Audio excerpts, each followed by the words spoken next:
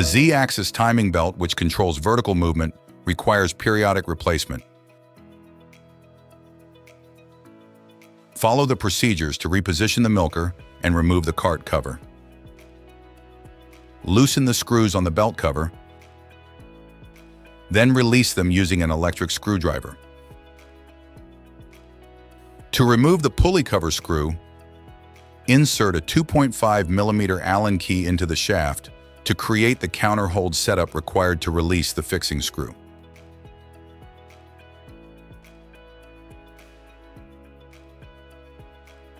Maintain the setup to release and remove the pulley screw.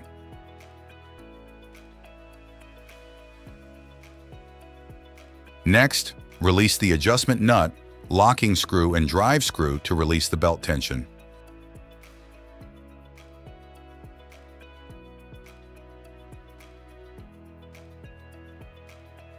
Remove the old belt and replace it with a new one.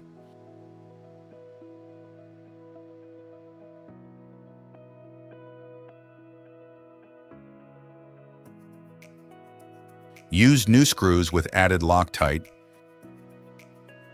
Tighten the M4 screws to 1.85 Newton meters. And tighten M5 screws to 3.6 Newton meters. Secure and tighten the tension lock screw.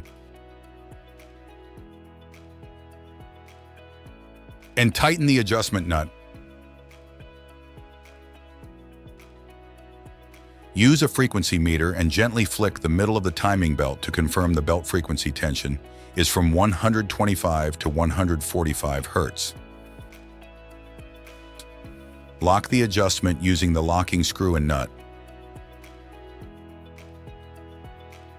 Return the timing belt cover and secure the screws.